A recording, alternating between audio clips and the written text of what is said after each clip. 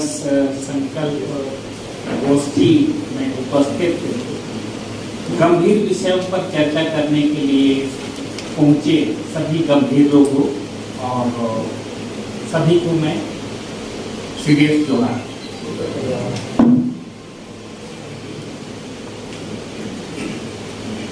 हम झारखंड जब नहीं बना था तब से हम लोग आंदोलन करते आ रहे हैं, लेकिन आंदोलन समाप्ति नहीं होता है। मैं उस समय झारखंड आंदोलन तेजी पर था, झारखंड आंदोलन समाप्त भी हो गया, झारखंड मिल गया। उस समय भी मैं विद्यार्थी था, उस समय भी आंदोलन करता था और आज भी मुझे ये लगता था कि ये शायद आंदोलन अब समाप्त हो जाए, हमको सारी चीजें मिल जाएंगी, लेकिन ये सभी भ्रम के हैं। और आज भी मैं परिस्थितियों को देखता हूँ कि सच में हमारा झारखंड आंदोलन अभी शुरू हो रहा है, क्योंकि हम जिन चीजों के लिए लड़े वो चीज नहीं मिले। इसका मतलब हो सकता है हम लोग सही तरीके से नहीं लड़े।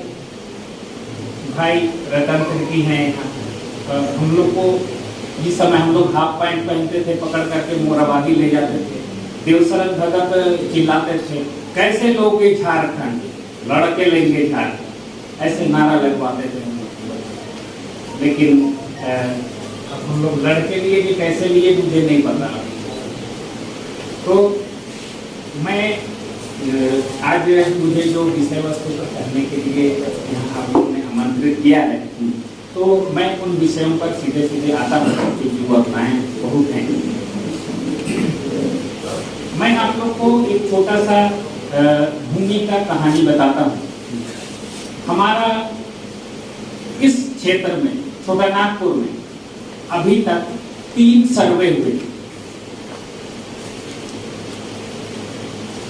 पहला हुआ था 1869 में, उसको कहते हैं रखलदास हल्दर थे, उन्होंने ही रखलदास पैमास कराया। उसमें 4444 जो भुइयारी गांव थे, उन भुइयारी गांवों का सर्वे कराया गया और उन भुइयारी गांवों का सर्वे में सिर्फ भुइयारी जमीनों का सर्वे किया गया। उसके बाद सेकेंड में आया कैडेस्ट्रल सर्वे, जो 1902-3 से लेकर के 8-9 तक चला, जिसको बोलते हैं संक्षेप में CS। उसके बाद अंतिम सर्वे यहाँ हुई है 1923-25 से शुरू हुआ था, 20 से शुरू होकर के 32 तक में खत्म हो गया था। तो ये है रिवीजन सर्वे। तो मैं यही बताना चाहता हूँ इन सर्वे के विषय में कि यहाँ पर सर्वे होने के बाद जब हमको जो दस्तावेज मिले वही उनको सबूत के तौर पर मिले, हमको जो अधिकार दिया गया अधिकार पत्र वही दस्तावेज हम लोगों को दिया गया। तो यहाँ पर साधारण सी बात ये बात बताता हूँ कि मान लिया खूंटी का मुंडा के पास उनके पास कुछ प्लॉट की जमीन थी, उस समय प्लॉटिंग भी नहीं हुई होगी अधिकता। तो उस समय उनको पूछा गया कि आपका कितना जमीन, तो वो एकड़ में या डिसमिल में या इंच में फीट में वो नहीं बताते, वो बताते थे इस पहाड़ से लेकर के उस नदी तक मेरा, ऐसा ही बताते। तो वैसा ही बताते थे। तो ये जो 1869 के आसपास मुगल काल था, तो उस समय कलकत्ता उसका राजधानी हुआ करता था। तो वहां से लोग आकर के यहाँ हमारे लोगों को, खूंटी का मंगरा मुंडा को बोला गया कि तुम्हारे पास कितना जमीन। मान लिया उसके पास 250 एकड़ जमीन थी, तो उनको कहा गया कि 1 पैसा के हिसाब से भी दो, 250 पैसा देना पड़ेगा। इतने पैसे तो तुम्हारे पास कहां से मिलेंगे, वो भी आजकल के जैसे करेंसी नहीं थे, चांदी के पैसे थे। तो ये परिस्थितियां हुई। तो उनको जो एजेंट आया कहां से जमींदारी कैसी प्रथा शुरू हुई और कैसे लोगों को जमींदार कहा गया और आपको क्या कहा गया, इसके बारे में समझिए। तो जब वो आया एजेंट दरबार से मुगल काल, तो वो आया और उनको कहता है कि मंगराज जी आपके पास कितना जमीन है? 250 एकड़ है। अगर 250 एकड़ आप उसका रेंट फिक्स किया जा रहा है तो आप उतना देंगे तो आपको मान ले पर एकड़ 1 रुपया भी दे रहे हैं तो 1 पैसा भी दे रहे हैं तो 250 पैसा देना पड़ेगा आपको। तो इस हिसाब से आप क्या करेंगे कि आपको मैं सजेस्ट करता हूं, आप ऐसा करिए, एक पेपर में मैं लिखता हूं, पेपर होता नहीं था, वो कपड़े में लिखा जाता था, उसमें लिख दिया उन्होंने उर्दू से कि मेरे पास 50 एकड़ से अधिक जमीन नहीं। और उनको कहा गया कि ठीक है आप 200 एकड़ रख लो, मैंने टोटल 250 एकड़ आप रख लो, इसको खेती करो। आपको कौन भगाने वाला है, कौन हटाने वाला है? कोई नहीं हटाएगा, क्योंकि कलकत्ता के लोग उठा करके आपको ये नहीं ले जाएंगे। तो इसीलिए इनका वही फर्स्ट दस्तावेज बना और ये चला गया। अब जब सेकेंड सर्वे आया 1902-03 में, तब उनके पास अब कोई भी चीज देखिए, रिकॉर्ड होता है, इंक्वायरी होती है, तो आपका जो रिकॉर्ड होगा उसी का ना इंक्वायरी होगा, उसी पर सर्वे होगा। तो इनके पास जब सर्वे आया तो इनको क्यों 50 एकड़ पर सर्वे हो रहा है, 200 एकड़ पर तो नहीं हो रहा है, वो तो ऐसे ही पड़ा रह गया। उसके बाद से फिर जब सर्वे आया तो 50 एकड़ पर आया। अब उसमें भी फिर कैटेगरी शुरू हो गया। जैसे आदरणीय दयानंद दीदी ने हम लोग को बताया कि गैर मजरूआ खास और आम।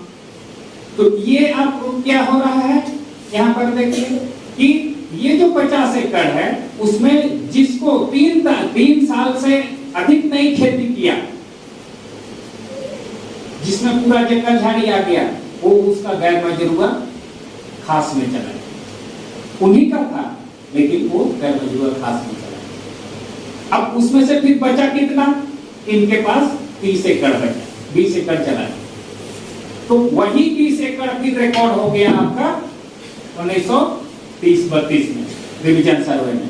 तो इस तरह से आपका जमीन जितना बार सर्वे हुआ उतना बार उनका जमीन कम होते गया। तो आज भी कहानी वही है। और यहाँ कहा जाता है कि ये जमींदार थे, जमींदार कोई नहीं था, एजेंट थे सारे। और आज भी आप रिवीजन सर्वे का खतियान को देखेंगे तो लास्ट में आपको लिखा हुआ मिलेगा कि नाम लगान पाने वाला। उसका अंग्रेजी, आप लोग विद्वान जन है, उसका अंग्रेजी ट्रांसलेशन क्या होना चाहिए? Name of rent collector. लेकिन उसमें अंग्रेजी इंग्लिश ट्रांसलेशन में क्या लिखा हुआ है, किसी किसी खतियान में देखेंगे आप, name of landlord, name of land holder. अब अंग्रेज किस तरह की अंग्रेजी, और ये जो लिखने वाली जो शैली थी, ये कैसे लिखा पता नहीं। और इसको सर्वे करने के लिए एजेंट जितने भी उर्दू जानते थे, अरबी भाषा जानते थे, जिसको कैथी लिपि कहा जाता है, तो उसी शब्दों में आज भी पूरे झारखंड का खतियान में आपका लिखा हुआ। तो मेरा ये कहने का मतलब है कि ये जो सर्वे है, इन सभी सर्वों में, जितने भी सर्वे हुए, सभी सर्वे में हमारा जमीन कम होते गया है। और अभी भी सर्वे होगा, ड्रोन से हो या मैनुअल से हो या किसी से हो, अभी भी आपका कम होगा। मैं उस पर भी आ रहा हूं। तो ये जो हम जमींदार कौन था और जमींदार था कि नहीं, इसके बारे में मैं हकीकत आपको बताता हूँ। तो ये जो मैं बता रहा हूँ कि रिवीजन सर्वे में आपका लिखा हुआ मिलेगा खतियान में नाम लगान पाने वाला, तो वो जमींदार नहीं है। नाम लगान पाने वाला मतलब रेंट कलेक्टर है। जैसे आपको बाजार लगाते हैं, बाजार में सब्जी वाले से उगाही करते हैं, बैल बकरी बेचते हैं, उनसे टैक्स लेते हैं बाजार समिति के लोग। तो वो बाजार समिति के जो लोग रेंट कलेक्ट करते हैं वो रेंट कलेक्टर थे, वो जमींदार थे नहीं। लेकिन उस समय क्या हुआ, फिर हमारे पास उनसे भी बड़े बड़े महाजन आए, जो राजू के महाराज आए, तो उनको एजेंट लोग का हेड बना और उसके बाद उनके द्वारा से फिर बहुत सारे एजेंट नियुक्त किए गए, तो इसीलिए बाद में लोग तो इनको जमींदार कहने लगे। लेकिन यहाँ पर ऐसी कोई परंपराएं नहीं थी और ऐसा कोई रिटर्न भी नहीं है, लेकिन रिटर्न दस्तावेज में वो गलत तरीके से उसको परिभाषित किया जा रहा है। और अब मैं ये बताना चाहता हूँ कि ये हर सर्वे में आपके पास जमीन कम होते गई। अभी भी आप देखिएगा, मैं प्रैक्टिकली देख रहा हूँ, चूंकि मैं कोर्ट में बैठता हूँ, मेरे पास बहुत सारे मामले आते हैं, उसमें अमूमन मैं एग्जैक्ट तो नहीं बोलूंगा लेकिन 70% जमीन कर्रा ब्लॉक का जो ओरिजिनल रैयत हैं उनके नाम से नहीं है ऑनलाइन। और इन चीजों को वेरीफाई करने के लिए हम लोगों को प्रत्येक, पहला तो मैं इंडिविजुअली और कम्युनिटी के रूप में हम लोग पूरे सामाजिक तौर से भी हम लोग को सशक्त बनना हो। तो इसके लिए हम लोग को क्या करना चाहिए? पहले तो आधारभूत चीजों को जानना चाहिए। पहले हम लोग एक गांव के विषय में जाने कि एक गांव का दस्तावेज क्या है।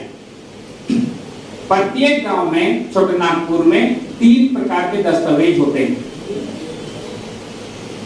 4 प्रकार के दस्तावेज होते हैं। तो क्या क्या है? पहला है विलेज नोट, दूसरा है खतियान पार्ट 2 और तीसरा है नक्शा 3। तो ये हम इन चीजों को समझें कि ये जो हमारा विलेज नोट है, इसको आप लोग कितने लोग देखे हैं? हाथ उठाइए। बहुत कम लोग देखे। खतियान पार्ट 2 कितने लोग देखे? ये भी बहुत कम लोग। थोड़ा सा जोर से उठाइएगा। और उसके बाद विलेज नोट, खतियान पार्ट 2, नक्शा तो सब कोई देखे होंगे ना। भारत, अब अपना गांव का नहीं भी देखे तो भारत का नक्शा तो देखे होंगे। भारत का नक्शा भी नहीं देखे, जरूर देखे। तो मेरा कहने का मतलब ये है कि ये 3 चीज गांव को पकड़ने के लिए, गांव की चीजों को समझने के लिए ये आपको जरूरी। विलेज नोट के बारे में बताता हूं थोड़ा एक्सप्लेनेशन कि विलेज नोट क्यों जरूरी। इसलिए जरूरी है कि विलेज नोट में आपके पूरे गांव में कितना जमीन है इसका टोटल एरिया उसमें लिखा हुआ है। और दूसरा इंपॉर्टेंट चीज है कि उस गांव में कितना खेती का जमीन है और कितना नहीं खेती होता, इसके बारे में लिखा हुआ। और दूसरा चीज है कि ये उस गांव का इतिहास क्या है, इस बारे में उसमें लिखा हुआ आपको मिलेगा। ये चीज हम लोग को जानना जरूरी है और रहना जरूरी है। और दूसरा चीज खतियान पार्ट 2, आज हम लोग जैसे सुन रहे थे कि हमारा गैर मजरूआ आम का जमीन को ये भूमि बैंक में लिया जा रहा है। तो हमारा खतियान पार्ट 2 में तो हम लोग को ऑलरेडी अधिकार दे दिया गया है, फिर भी हम उन चीजों को क्यों नहीं अमल लाते हैं? हम किनसे मांग रहे हैं? उस खतियान पार्ट 2 में आप लोग देखिएगा कॉलम 3 में, अगर जिन लोग ने देखा है और नहीं तो फिर ढूंढ कर देख लीजिएगा, तो कॉलम 3 में स्पष्ट लिखा हुआ रहता है कि जो गैर मजरूआ जमीन है उसको आबाद करने का हक किसको? तो उसमें साफ साफ लिखा हुआ है अरबी भाषा में, मौजा हाजा के बंदोबस्तों को। इसका मतलब है कि उस पर्टिकुलर गांव, जिस गांव के लिए ये लिखा हुआ है, उस गांव के लोगों को ये अधिकार है उसको वेस्ट करने का। उस गैर मजरूआ जमीन में क्या बनाएंगे क्या नहीं बनाएंगे इसके बारे में अधिकार है उन लोगों को। तो इस तरह की तमाम चीजें हैं। और आपका उसमें और दूसरी चीजें हैं कि आपका जंगल कितना है, तो जैसे उसमें भी फॉरेस्ट विभाग आ जाता है कि बोलेगा कि भाई कौन सा हमारा सरकारी जंगल है, कौन सा आपका खास जंगल है, अपना जंगल है और फिर फॉरेस्ट का जंगल। तो इस तरह से तो उसमें भी आपको कंफ्यूजन किया जाता है। तो ऑलरेडी आपको अधिकार दे दिया गया, आपको उन अधिकारों को समझते हुए अपने अधिकारों को अमल करना चाहिए। और तीसरा चीज तो नक्शा होना ही चाहिए गांव में। तो ये 3 चीजें प्रत्येक गांव में होना चाहिए और आप सामुदायिक तौर पर तब अपने गांव के कितने चौहदी में आपके पास कितना प्रॉपर्टी है इसके बारे में जानेंगे। नहीं तो फिर हो सकता है प्रॉपर्टी कार्ड जबरदस्ती बने तो आप अपनी जमीन के बारे में ही, अपने गांव के बारे में ही आपको संपत्ति के बारे में मालूम नहीं होगा तो कौन सा कार्ड बनेगा। और तो तीसरा चीज है इंडिविजुअली आपके पास भी 3 चीजें होनी चाहिए। पहला होता है इधर छोटे नागपुर में खेवट। एक खेवट एक वंश के लिए होता है। जैसे एक बुजुर्ग है, उसका 5 बच्चे हैं, तो 5 खेवट में वो लोग बांटते आ गए। जैसे मैंने सर्वे बताया, हर सर्वे में इस तरह से वो लोग बांटते आए, तो उनके लिए अलग अलग खेवट का बंटवारा हुआ, तो उस हिसाब से खेवट हुआ। फिर उस खेवट का वो 5 में फिर उनका अलग अलग फिर खाता बना, फिर उनके 5 बच्चे हुए तो 5 जगह बट गया, तो इस तरह से 5 खाता में बना। तो इस तरह से खतियान में भी अलग अलग बटा है। तो ये खतियान आपका सीएस में भी रहेगा और आरएस में भी। तो हर जगह कहीं कहीं चेंज हो गया है। आपकी मैंने हम जो उस वंशज के लोग हैं उनका अवेयरनेस के चलते, वो उनको ध्यान नहीं देने के चलते दूसरों के नाम से चढ़ गया है। अभी क्या हो रहा है कि आपका ऑनलाइन व्यवस्था में इन सारी चीजों को भी दरकिनार किया जा रहा है, किसी का भी नाम घुसाया जा रहा है। और इसका नियम क्या है कि आपको 90 डेज के अंदर में आपको उसका क्लेम करना है कि किसी का गलत चढ़ गया है तो उसको सुधार करवाइए। लेकिन ये जो सीएमटी एक्ट के मुताबिक भी ये बात कही जाती है, लेकिन ये सब अमल में या प्रैक्टिकली नहीं लाया जाता है। अभी जो भी ऑफिसर हैं, सर्कल ऑफिसर हैं, ये सारे मिली जुली करके इस तरह से सेट करके आपके नाम को करा देते हैं। तो झारखंड में जमीन अलग अलग तरीके से लूटने की जो परंपराएं हैं और जो चल रही हैं, आप रांची को देखिए या दूसरी जगहों को देखिए, हर जगह की यही परिस्थिति है। अब इसके लिए हम लोग जागरूक नहीं है। पहला चीज तो हम अपने खुद नहीं जानते हैं हम लोग कि हमारे पास कितना जमीन है ना। कोई नहीं बता पाएगा कि हमारे पास टोटल इतना जमीन है, इतना दान है, इतना खेत, कोई नहीं बता पाता है। तो इसलिए हम लोग अपने आप में भी अवेयर हों कि हम कैसे उन चीजों को समझें। और दूसरी चीज है कि ये लैंड टाइटल एक्ट के लागू होने से, जैसे उसके बारे में डिटेल से दयामनी दीदी ने बताया।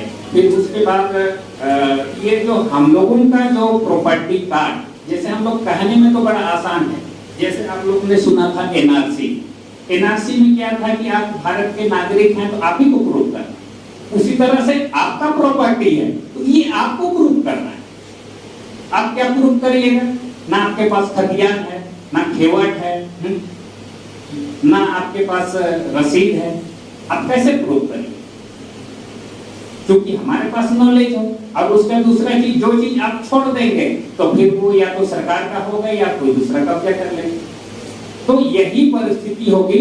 और सरकार कभी भी अपने माथे पर आपको बनाकर, अंग्रेज सरकार ने जो बनाकर आपको दिया, खतियान बनाकर दे दिया, नक्शा बनाकर दे दिया, अभी की सरकारें आपको ऐसे बनाकर देने के लिए कोई प्रावधान नहीं है। इस चीजों को आप लोगों ने जरूर पढ़ा होगा।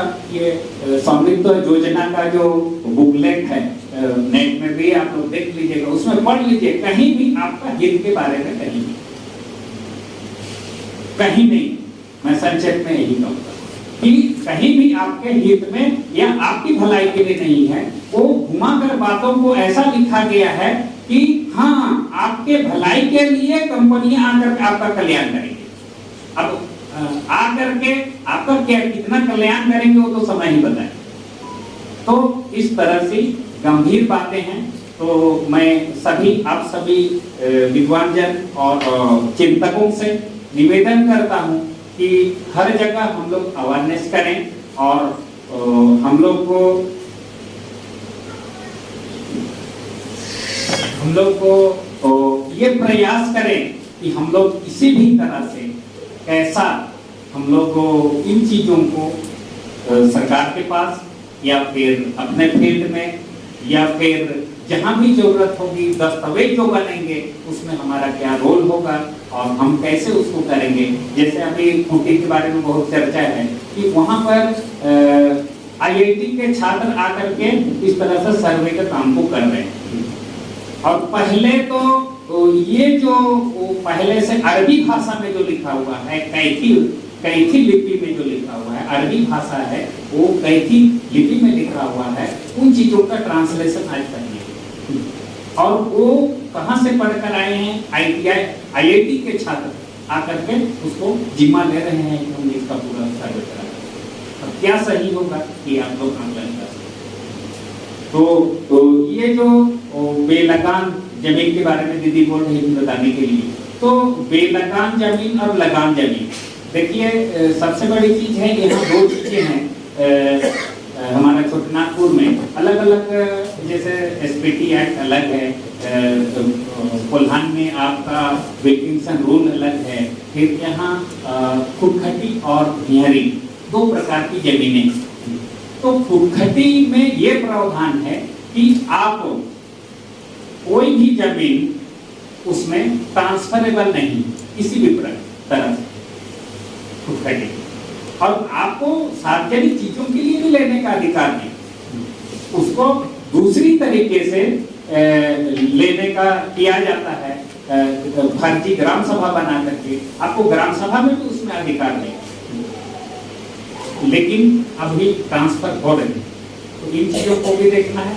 और दूसरी चीजें हैं कि हमारा जो भुइहरी जमीन, उन भुइहरी जमीनों पर कैसे हमारे पास रेट फिक्सेशन किया गया, तो उन रेट फिक्सेशन किया गया है, तो उसमें हमारा कितना तरीके से किया गया है और कैसे अच्छा किया गया है कि नहीं किया गया है, इन चीजों पर भी हमको चिंतन करने की जरूरत है। और ये जो बेलगान जमीन, ऐसा नहीं है कि कोई बेलगान केवल है, जैसे घर बाड़ी को जो भी हम लोग घर रहते हैं उस पर लगान नहीं लेने का प्रावधान किया गया है।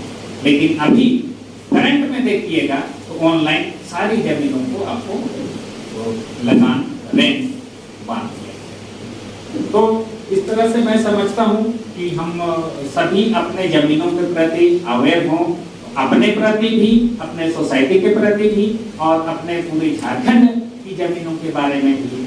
और जब तक हम इसका चिंतन नहीं करेंगे और इसको बढ़िया से हम नहीं अमल में लाएंगे, तो हमारे पास, जैसे मैंने कहा कि सर्वे से जैसा भी जमीन हमारा सर्वे हुआ तब हमारा जमीन सत्य चला गया, वैसा ही नहीं तो सत्य खत्म हो जाए। तो इसलिए हम लोग आप सभी चिंतकों से निवेदन है